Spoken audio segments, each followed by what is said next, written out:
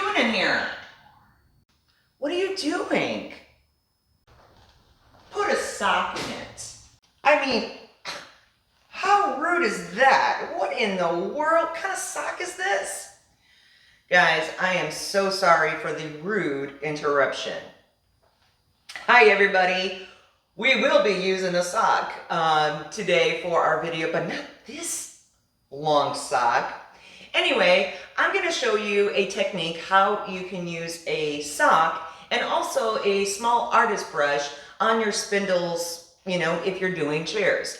It makes the life a little easier doing it with the sock, especially if you're going to be distressing the piece, because you don't need a lot of paint on there, but a sock is a really, really great way of doing it, okay? So, are you ready? Let's go. The products I will be using for my project is an acrylic furniture paint, and then you're going to need a glove, and yes, an old sock. A sock? So you're going to put the glove on first, and then you're going to take your sock and put it over that, because we are going to be painting our first coat with the sock. This gives you kind of a full coverage, and especially in this project, what I'm doing is I'm not going to need a lot of paint because I'm going to be distressing. So kind of dab it into the paint.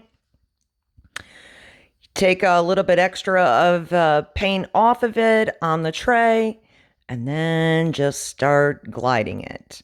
It's really, really simple. You can't really mess up on this. As you see, my chair is, the seat is all covered up, and you just get every side of the chair, every single spindle. You're going to go also underneath it. It's really important on this first coat that we cover. Now, don't look at it, it has to be perfect, because we're going to go back to it with a small artist brush, to make sure that every part of it is covered. But at this point, we're just covering all the spindles, the side of the spindles, in the back of the, just everywhere that you need to obviously cover this this chair with paint. And then you just dab a little more. If you have extra paint on your sock, then just go ahead and wipe it off, dab it on your tray, because we don't need a lot of paint, or you don't want also paint that's dripping on this. The purpose of this is just makes it easier for your first coat to do, and that's why I like to do this with a sock, because it just makes life a little easier. So now we are ready to do the back of the chair. Same thing, glide it all the way down, as far as you can. Again, if you don't get on the bottom of that spindle, don't worry, because like I said, we're going to come back and we're going to be using a artist brush to do the rest. This is just basically for the top of the chair there, the sides, covering all those spindles. But if you haven't tried the sock technique yet, it's a must, especially if you're distressing it. So in this point, like I said, I'm distressing it. I don't need a lot of coverage on it because I have to sand it off anyways. But this just gives me a nice base color so that it makes my project a little easier, as you can see. But it's also fun working with the sock. All right. Well, since we are done with this sock, we're going to take it off and throw this nasty sock in the trash. And then your glove, don't need that no more. Remove that and toss that in the trash as well. So now we're going to take our little artist brush and our paint, and then we're just going to cover the areas where it was hard to reach. So as you can see, you can start on the bottom, you can start on the sides. wherever you want to start, you can. But I'm just covering, don't have to saturate with too much paint. We're just going to cover, like I said, as much as we can cover at this point, just to make sure that the chair and the spindles have enough paint. And we'll do this all over the chair itself. All right, now it is time to start painting those spindles in the back. So same thing that we did in the front, you're just gonna cover all the wood where the sock missed the areas. And now, again, I don't have to cover all of the wood, and it's okay if I leave some, because in my case here, I am going to be distressing it. So when I start sanding, I'm gonna be pulling this wood out. So I'm just covering as much as I can where I want it kind of covered.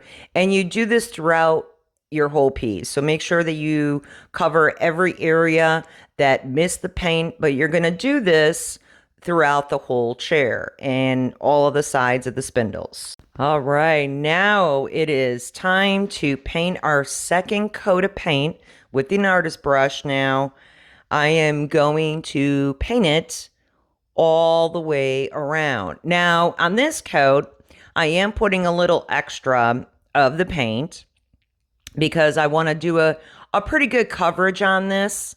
And I'm going to do the same all over the chair. And I just find it very easy with an artist brush. This is not too small, it's kind of in the medium. Because if you use, now I've used regular brushes and you can, but I noticed, you can get a lot of paint or maybe a lot of drips or so forth. But with this particular brush that I have, I just love it, and it makes it really easy, as you can see, and the paint just glides really smooth. So you're just going to do this all over the chair and underneath it, and then we're going to start on the spindles, and that's that. Okay, so now I'm getting the side of the frame of the chair there. And you just do the same thing, put a nice coat on it. All right, we continue underneath, and now with the spindles, I do a technique of just like I go dab, dab, dab, dab, and then I brush it down. It just kind of makes it's a good coverage. It makes it really easy. And I also do this with my regular brush. But as you can see, I just put a little extra paint, do it side by side, bring it up and down. And then again, if you miss something, you're going to go back, you're going to catch it when we do, the back of the chair. But that's all you do throughout your whole chair, and just make sure that every spindle is covered with that paint. So now we're in the back of the chair and we're doing the same thing, making sure that we have enough paint on our piece on the obviously the base of the chair.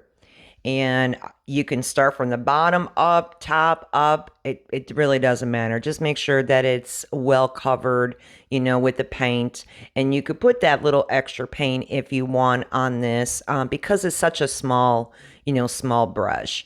And same way in the back of the spindles, we're just going side to side, as I call it, dab, dab, and then just bring it up.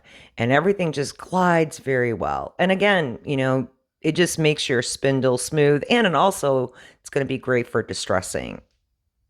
All right, let's get the big guns out. Got my detail sander. Gonna put my battery in. Got a 180 grit sandpaper that I'll be using. Now, you don't have to use a detail sander. If you wanted to use a handheld, you can. But with this particular project, I did use a gel stain underneath this paint. So what I'm trying to do is pull that color out mixed with other colors of the wood so that it looks a little bit natural as I'm distressing. But I'm going to go through the whole piece like this, and I am putting a little more pressure on my arm to get that look. And you're kind of basically working it, and you want to go over the whole piece wherever you want to distress. You want to distress less or more, but that's all you do. I'm just going to go around. And this is what she looks like, all done and sanded and distressed. every side on the spindles. What do you guys think of this?